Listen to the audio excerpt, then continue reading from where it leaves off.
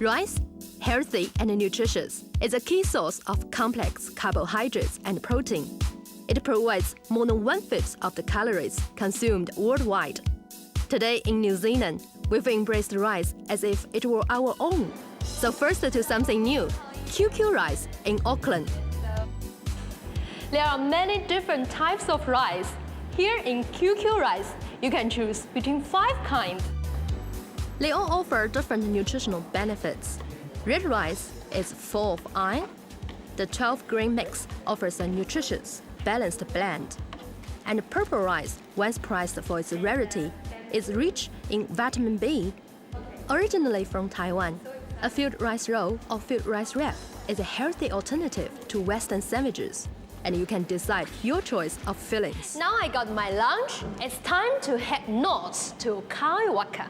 Let's find out about growing rice here in New Zealand. Yoshimasa Sakura began growing rice 8 years ago, and he was probably the first to grow rice in New Zealand. His small plot, designed to feed a family of 4 for a year, was part of his eco-house sustainable living project. I'm here in spring, so he's preparing his rice plants for another year's growth. Yoshi, is it difficult to growing rice here in New Zealand? I would say no. No. Easy. Wow. Yeah. But as long as you choose proper species. Yoshi is using seed from Hokkaido in Japan that has been developed to grow in cooler conditions, like those found in New Zealand. Here, the old one still keeping a few grains, but usually birds visit the greenhouse and Yes. also the mice, they eat it up. Mice, yeah. But still remaining. But I want to show is such a new shoots. This is the green one, right? Yeah. So that means the grass is perennial. So that's character I'm using in the rice paddy. Perennial means most of Yoshi's paddy can be left to regrow each year, but he does sow new seed in one corner to keep the plants fresh. So you are helping me to sow the seeds. I will. This is the first time. Yeah. So how long actually does it have to keep in the water 20 centimeters tall. Yeah. Then that's the time to transplant. to transplant? So every day I have to talk with them, are you ready to go, Yeah. So what is Yoshi's rice like to eat? First, it's very juicy. It's actually, I think it's bigger than the normal rice we had at home. We usually soak in the water overnight. So you need a little bit of preparation. Preparation is always important. Back in Auckland, I'm going to learn about this Korean sweet rice cakes, songpyeong, which are actually quite simple to make. They are colorful and healthy treat, long being shared at times of celebration. 안녕하세요. Joseph and Lisa Kim came to New Zealand 13 years ago and are specialists at making rice cakes. I'd like to introduce our Korean traditional rice cakes. Yes, it called tteok.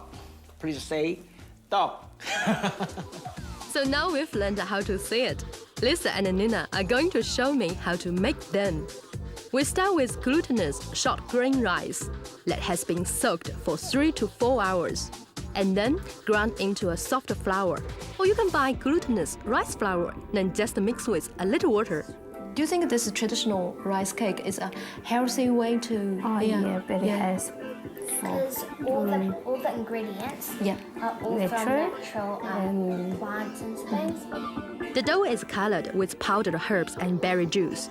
And the filling range from sesame seed to steamed whole beans, pine nuts, or red bean paste. They only need 4 to 5 minutes in the steamer, and the songpyeong are ready to try. Can I pick one to try? I pick the pink one. Pink one, yeah.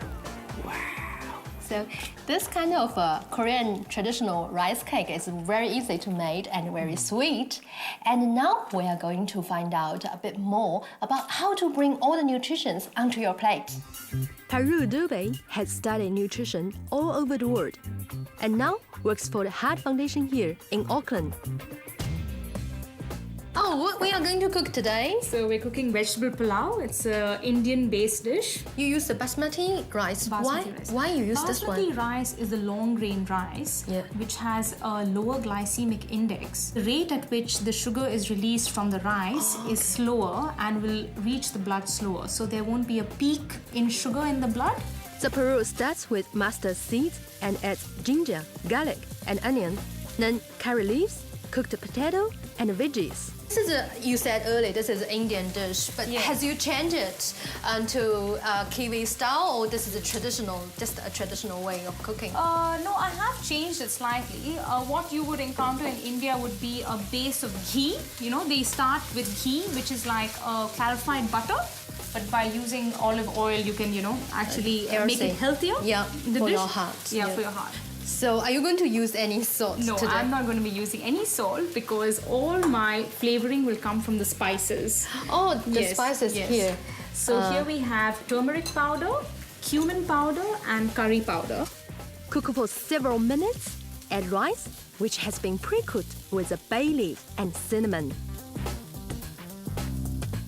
The rice is ready. So what's next? Now we'll just make the raita, which is a yogurt-based accompaniment for the pulao. Add chopped cucumber, tomato, and plain yogurt. Finally, add cracked pepper, and it's time to serve. It's good for vegetarian as well. Vegetarians, yes. Yeah. And all the nutrients from the vegetables. Yeah. And lots of spice. And Looks flavoring. very beautiful. Thank you very much for showing My that. pleasure, my pleasure. I really enjoyed it. So, no matter if you like savory or sweet, rice is a very healthy way to go. And of course, it's easy to cook. Well, that's it from us at Asia Down Under this week. Don't forget, we can be found again on the TVNZ website or on YouTube. We leave you with some more images from our trip to Cambodia.